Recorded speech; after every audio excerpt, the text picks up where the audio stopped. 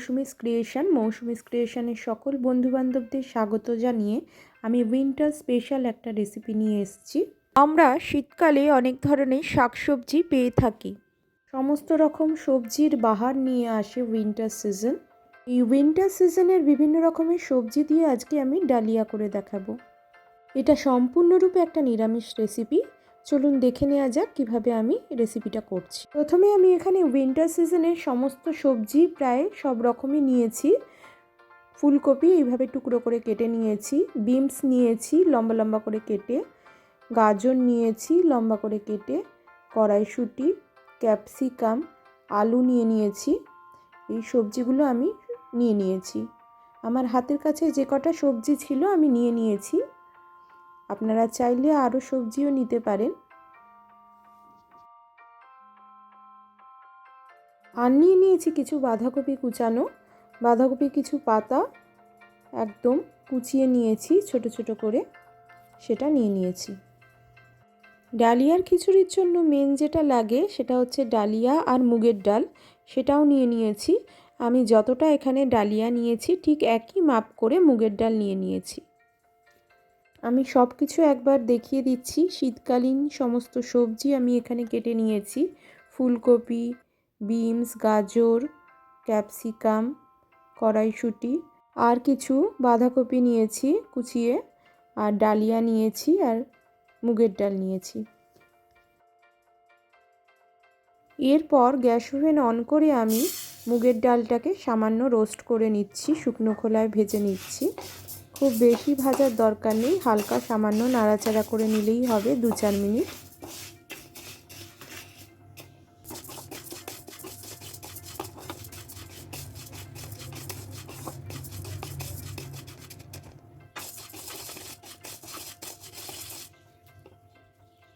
Roast করা মুগের ডালটা আমি একটা পাত্রে ঢেলে নিচ্ছি।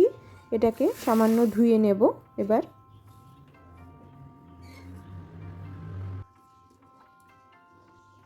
তারপর আমি একই রকমভাবে ডালিয়াটাকেও একটু রোস্ট করে নিচ্ছি, শুকনো খোলায় হালকা করে ভেজে নিচ্ছি ডালিয়াটাকে, সামান্য নাড়াচাড়া করে নিচ্ছি 2-4 মিনিট।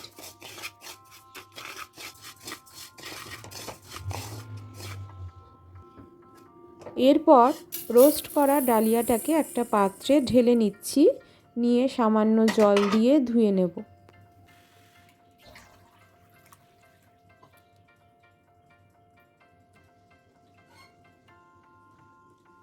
আমি ডালিয়াটা প্রেসার কুকারে করছি।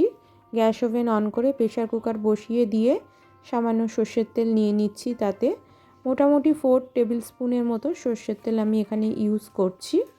তেলটা ভালোভাবে গরম হয়ে এলে তেলে দিয়ে দিচ্ছি শুকনো লঙ্কাকে ছিঁড়ে, তেজপাতাকে ছিঁড়ে দিচ্ছি, আর দিচ্ছি সামান্য গরম মশলা, গোটা গরম মশলা আমি দিচ্ছি, দারচিনি, লবঙ্গ আর এলাচ। ফোড়ন হিসেবে আমি দিয়ে দিচ্ছি সাদা গোটা জিরে। ফোড়নটা থেকে খুব সুন্দর একটা গন্ধ বেরোলে তারপর আমি আলুগুলোকে দিয়ে দিচ্ছি। আলুগুলোকে দিয়ে হালকা নাড়াচাড়া করে একটু ভেজে নিচ্ছি।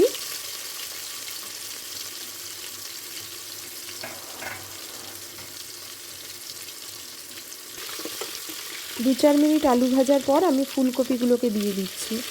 ফুলকপিগুলোকে দিয়েও আমি হালকা নাড়াচাড়া করে 2-4 মিনিট ভেজে নেব।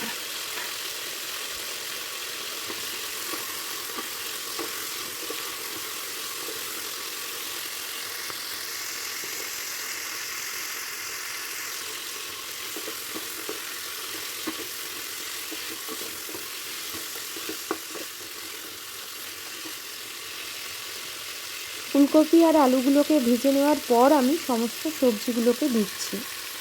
এখানে ক্যাপসিকাম, বিট, গাজর সমস্ত সবজি আমি দিয়ে দিচ্ছি, দিয়ে হালকা নাড়াচাড়া করে ভেজে নিচ্ছি। এগুলো দেওয়ার পর হালকা নাড়াচাড়া করে সবজিগুলোকে একটু ভেজে নিয়েছি, মোটামুটি 10 মিনিট লেগেছে। তারপর আমি দিয়ে দিচ্ছি বাঁধাকপির কুচনো পাতাটা। কচি পাতা আমি বাঁধাকপির কুচিয়ে রেখেছি, সেটা আমি দিয়ে দিচ্ছি। তারপর আবারও আমি 5 মিনিট একটু নাড়াচাড়া করে নিচ্ছি।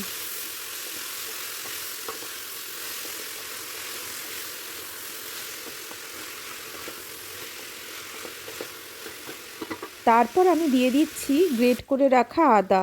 আমি 1 ইঞ্চির মতো আদা গ্রেট করে রেখেছিলাম, সেটা আমি দিয়ে দিলাম। এরপর আমি টমেটো দিয়ে দিচ্ছি। টমেটোটাকে কুচিয়ে কেটে রেখেছিলাম, টমেটোটাও দিয়ে আমি নাড়াচাড়া করে নিচ্ছি 2-4 মিনিট।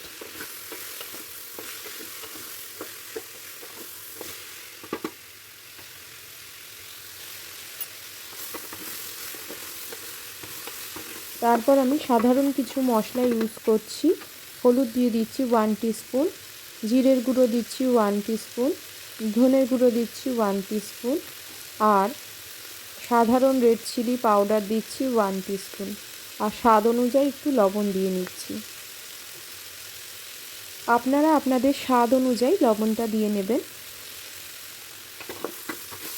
আমি এখানে যেহেতু পাউডার মশলা ইউজ করেছি, সেই জন্য সামান্য একটু জল দিয়ে নাড়াচাড়া করে নিতে হবে।